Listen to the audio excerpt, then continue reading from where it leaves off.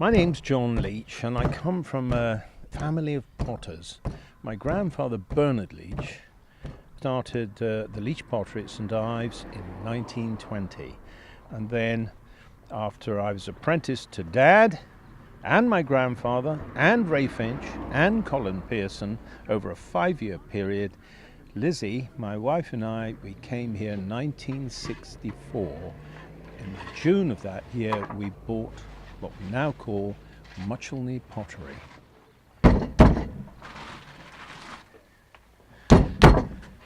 Where'd you get your clay from? This is a mixture of Devon clay from the Bovey Basin, and that gets shipped out of Teignmouth all over the world. Yeah. The open day we do twice a year, around Easter and some days. All right, this was made 2 days ago and is now leather hard or cheddar cheese hard. All right, and that's just right for time. It's a chance to expose our hearts in the form of what we have made recently, and invite. We have a mailing list, and we invite them in, and we invite somebody else to take part in the gallery, and we demonstrate, and we give kids balls of clay that they can go away with and play at home, and this sort of thing. So it's about information and education and sharing. You're doing something they like, but they can learn about it and get the background behind it, the people behind it, the skills behind it, the design and all this sort of thing. And we like to interact with those people. Carbon or soot at the bottom. I was interested about how they've got that effect anyway. Yeah, so but really it's the good white to see. line of the Yes, burning sawdust, yes. you know. That's just, it's sort of random then, presumably. Absolutely, it's alchemy. You can predict a little. I'm Nick Rees, and I suppose you'd call me John Leach's right-hand man. I've been with him nearly 34 years now. Right, so how do you get the glaze inside? Most of the glazing is done with a jug. So you've got a bucket full of glaze, and you take a jug full, pour it in. It's, I think, important in this day to show that there is an alternative to the mass-produced stuff. We're becoming more and more technical, and so here we are kind of showing this is handwork with a spirit and a soul in it. Hopefully when somebody picks up one of our pots, they can feel that there's a person behind this pot that is being produced with love and care, and by someone who's sort of happy in his work.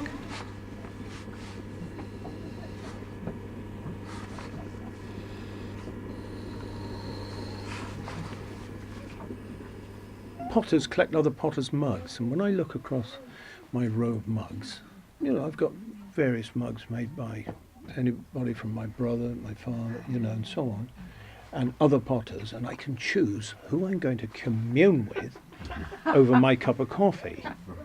Now, the coffee doesn't taste any better, but the whole experience is better than perhaps drinking that same coffee out of a mug that I bought at Woolworths. It could have been made in a factory by an unhappy person.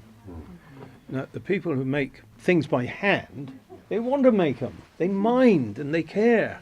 And there's a special, rather sort of invisible but very necessary relationship in that experience, I find.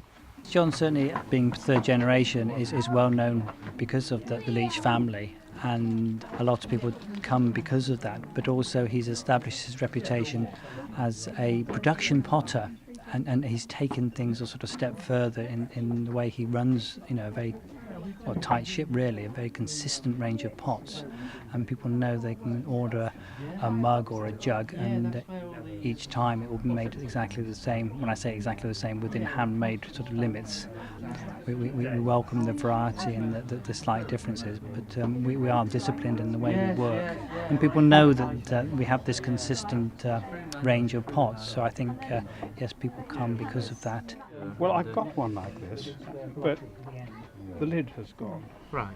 And what I've done is I've turned up some sycamore. Yeah. And dropped that in, and then when I use it in the Argo, Yeah. I actually cover it in foil. Foil Yeah, will do it. and that works okay. An open day like this that we're having today is a chance to throw open the doors and bring people inside and see the workings behind the shop front, and we enjoy explaining what makes us tick and why it's important that we fire with wood and work the way we do. It's important to show them that there is a way of life with this, what I like to say, almost spiritual side to it. I think there's a spirit to it. You take a pot like a mug, you can see my fingerprints on the surface of the clay as I've lifted the pot. And then you can see the marks of the flame from the firing in the wood-fired kiln, each pot carrying that story of its journey through from being made on the wheel to its completion and its journey through the kiln and the flames and the fire. And it's all etched on the surface of the pot.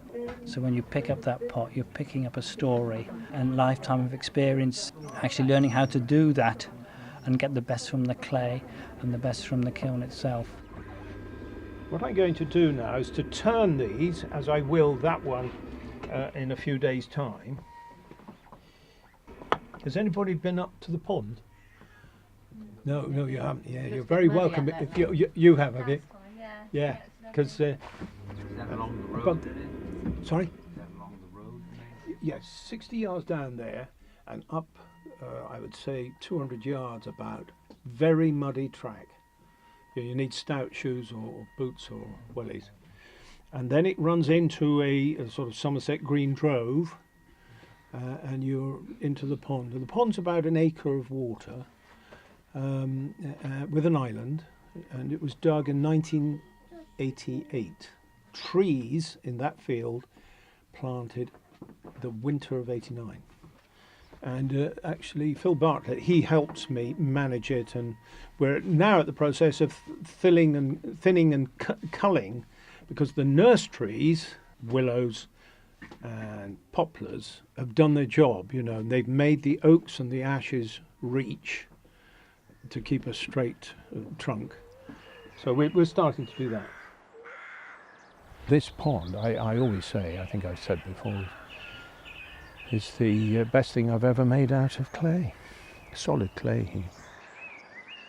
Buying this land is all about growing trees, horrified at the fact that my grandfather actually felled trees to fire his kiln. To me, it's the world's most wonderful renewable resource. One also has to think about the spiritual nature of trees. They are majestic. They have a life of their own. There are so many different varieties, and I'm desperately trying to learn about that. And every year, every season, every month, almost every week is different when you come down here. It's a wonderful place to come and relax and see something evolving.